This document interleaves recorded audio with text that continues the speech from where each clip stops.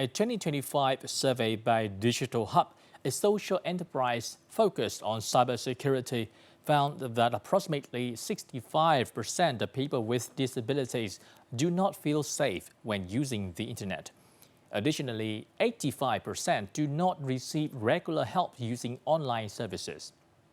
The survey also revealed that people with disabilities struggle to protect themselves from cyber threats, with approximately 70% unable to distinguish phishing emails. Notably, 2/3 of respondents said they would never received any education on online safety. According to the Vietnam Association of Youth with Disabilities, the main forms of online scams targeting people with disabilities include information theft, device hijacking, impersonation of police or government officials, and scams using artificial intelligence. The primary method is psychological manipulation, which aims to weaken the critical thinking and defenses of people with disabilities. And for Vietnam's more than 7 million people with disabilities, cyberspace offers a vital bridge for connection and social integration. But amid the complex landscape of cybercrime, they remain especially vulnerable. Protecting them online now requires more than skills education alone. Hiền Giang, a student at the Thương Mại University, was born with cerebral palsy. She never imagined she would fall victim to an online scam.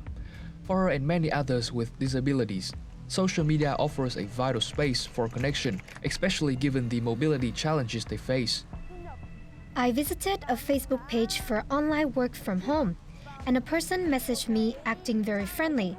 They sent me a strange link, and after I clicked on it, I lost 2 million Vietnam dong.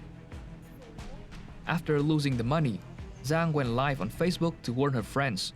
She now actively participates in digital safety workshops. Hiền Giang isn't alone.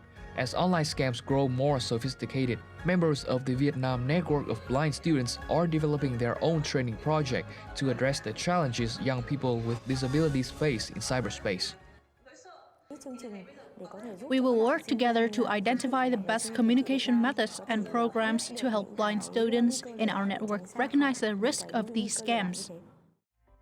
Organizations and businesses are reinforcing this proactive stance from the disability community. The Vietnam Association of Youth with Disabilities, for instance, has partnered with social enterprises to launch digital skills courses that empower people with disabilities to protect themselves. Vietnam recently hosted the signing ceremony of the United Nations Convention Against Cybercrime. This event signals a new direction. Skills education must go hand in hand with a stronger legal framework to protect people with disabilities online. It provides victims like Hiền Giang with an important new line of defense to prevent risk and protect their rights. I expect that the Hanoi Convention, once signed, will create a legal and humane environment for the disability community, not just in Vietnam, but globally. By domesticating the Convention's articles into our other legal documents, we can create special protection mechanisms for people with disabilities in cyberspace.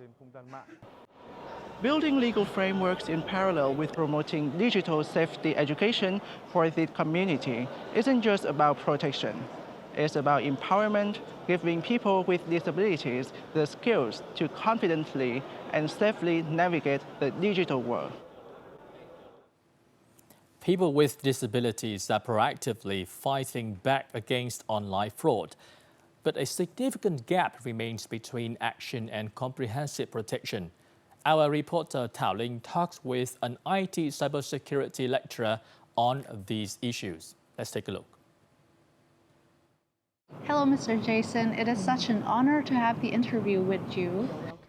And for the first question, as a master of IT, what kind of cybersecurity risks do people with disabilities face compared to other users? The hackers, when they target the vulnerable groups, they will just look for the people who is lack of the cybersecurity awareness level. So, and that's they manipulate with psychology tricks, mimic or stealing their voice, copycat their faces. they are a bit maybe slower, or maybe they can't even type, they can't see, so they have difficulty to report to the authorities. What role do international legal instruments such as the Hanoi Convention play in encouraging nations to build specific policies that protect people with disabilities in cyberspace? As a big picture, I know there is still a gap in between, especially for the disabled person. A lot of the collaboration in the governments with the communities is still needed. They can give away some of their tools or their courses or their services, and we need some representative from the disabled person. They can encourage them to voice it out more, their feelings or more their needs, to the authority person. So close the gap. But this need to work in hand with hand. It's a long journey, it's a long battle. Finally, how can we help the community see that they're not only just individuals who need protection, but also the leaders in the field of technologies and cybersecurities? Cybersecurity, all this awareness, it starts from you. Even though you have disabled or you are the minor group, so you can do a lot of things. Maybe you cannot walk, you cannot talk, you still can spread out the word to deliver all these messages to protect the people. So all we do is we can support them, we can give them a place or an opportunity, but they have to stand on their own ground so they can help themselves more. Thank you, Mr. Jason, for your talk. It's been a pleasure talking with you. Yeah, thank you, Lynn. Yes. Thank you so much.